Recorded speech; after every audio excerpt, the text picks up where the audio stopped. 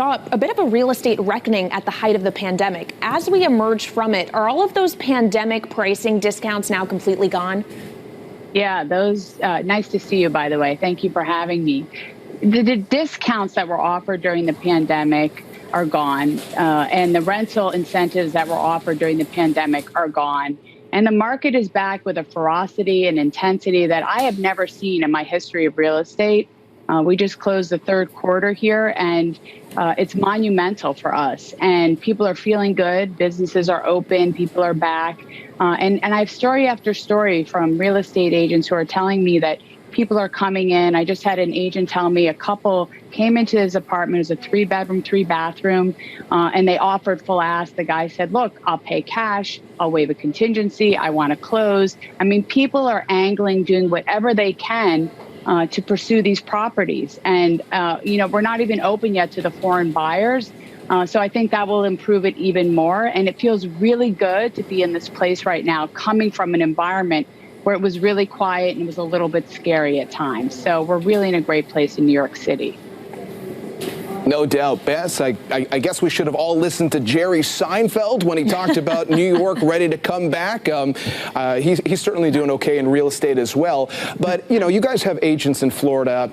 All that dialogue that we saw last year about people leaving New York, what do the numbers tell us about that? I mean, did you guys anecdotally hear a lot about that, or was it just people pushing the pause button?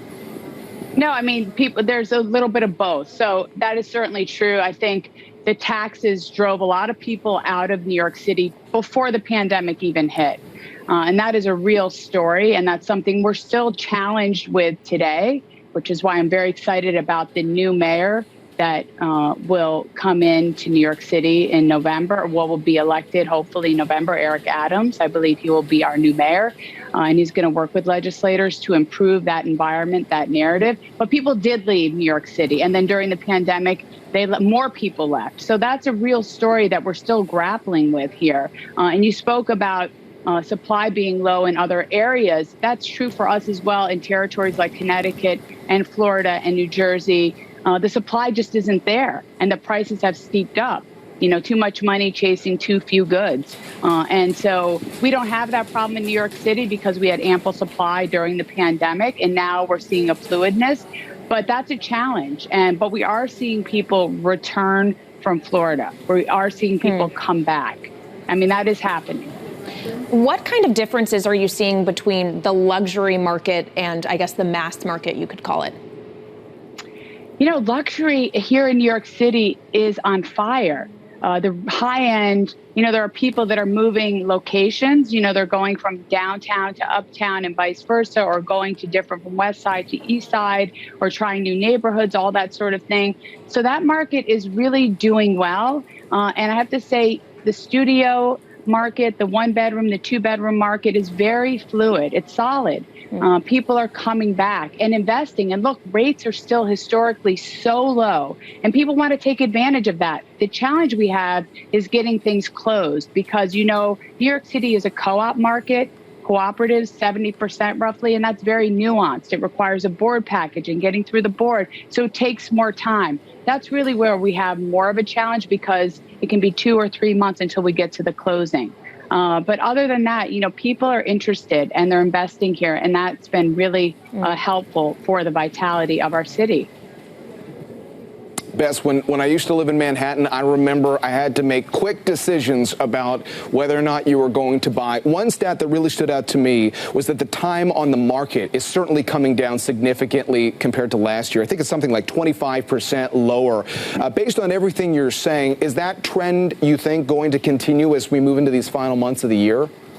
Yeah, I mean, I think that I don't think it's going. I think people are still going to continue at this pace, and it should remain as such. And I think it could even absorption is people are really moving quickly in this environment. And so I only see it getting better because our borders are going to open. We're going to see foreign investors buying here, which will improve it and make it, even quicker. And there's still good supply. We're still in a buyer's market. So I don't see that changing. The only challenge, again, and I reiterate this because it's really something we all have to think about, is that the taxes, the legislators in Albany were concerned about that. We don't want to drive people out. We don't want to demonize wealthy people. We want to work together and create an environment where people feel like they can live here, they can invest here, and it welcomes everyone. That's what New York City is. It's a melting pot. And that's really my biggest concern. I mean, that's really the focus. And I think, again, not to plug Eric Adams again, but I really think he's somebody who's going to bring us together. He's also working with our former mayor, Mike Bloomberg, and I think that's going to be very helpful for all of us. So, Bess, as you said, New York City is a melting pot. Is it also quite large? And the island of Manhattan itself is quite large. There are a lot of different neighborhoods within it. Now that people are slowly returning to the office in more of a hybrid way, where they'll be working from home part of the time, are you seeing the areas in which people desire to live within the city changing?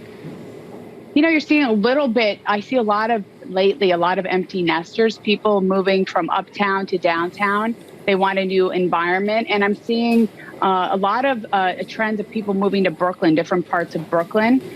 So I think it's a little bit of a mix right now. And people are buying for outdoor space. That's been a big one. So if you have outdoor space right now, that's a big plus.